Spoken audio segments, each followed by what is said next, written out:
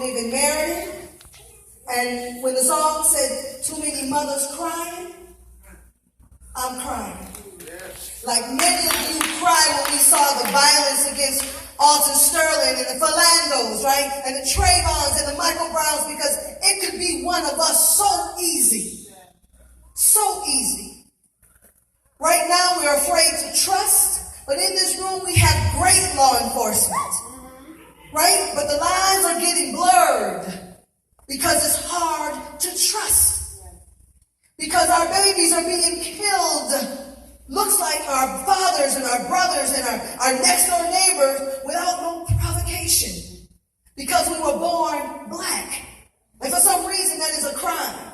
So I'm here today as a parent, right, as a mother to say we stand with you. We're not speaking for you. We're standing with you. Because if you look at this young group with N-Finity Muzik, they put this together. Right? That means the voice of the youth is powerful. It's not the question of our youth speaking. The question is, are we listening? Right? Are we listening to what they're saying? And are we listening to what they are not saying? New Haven is the second largest urban district in the state of Connecticut. You have over $400 million educational budget. You spend almost $20,000 per student. Yet Connecticut was identified by the feds of being one of the top 5 states to spend for prisons before we spend for a classroom. And until we change that dynamics, that means Connecticut has a heart condition. And until we own that, and I love the young brother Malcolm who was talking about owning our power, you are more powerful than you can even begin to imagine. Because without you in the schools, there are no schools.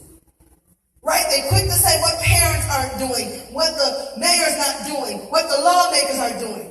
But we're not asking the youth what's happening in the classroom.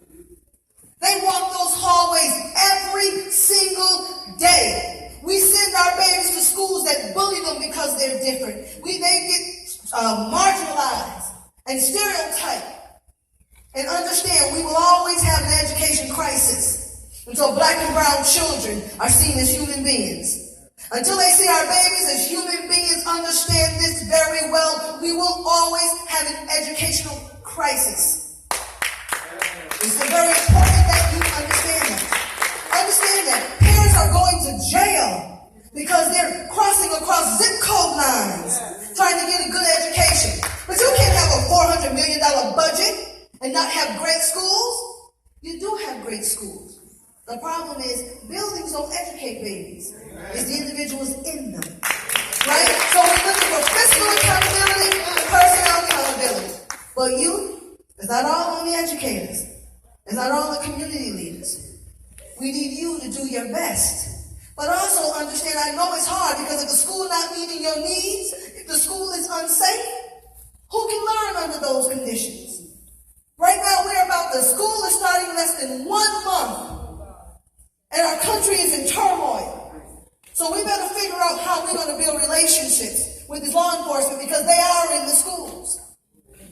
Right? These teachers are in the schools. So we better figure out how we're going to work with educators. So again, I leave you with this. If not us, then who? Right? If not us, then who?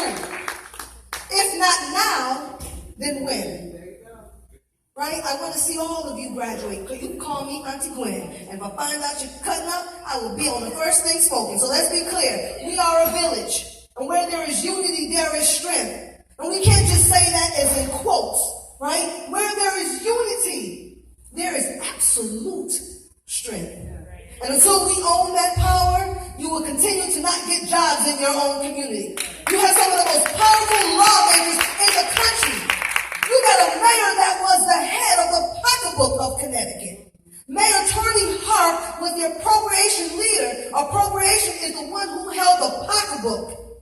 When you got a leadership like that, that means you have to work with them and not be afraid to hold each other accountable. One thing I appreciate about Senator Winfield, he don't mind you checking him, but be very clear, he'll check you too, right? Because we're a community, we're a family. And if we won't encourage each other and lift one another up, will continue to be marked and targeted. So again, all I'm saying to you is own your power. Own your power. And don't let nobody, and I mean nobody, write your story. Because whoever controls the story controls the narrative. And no one's going to have the narrative about your life but you. So thank you for the opportunity. If you need me, I'm a phone call away. Give yourself a shot. The mic is... Oh, Lord, they're going to keep saying, man, get the mic back. Oh, give it. Look, I got a minute, y'all. I've been burning some steps, so maybe run across the stage. Thank you, my sister. We truly appreciate you.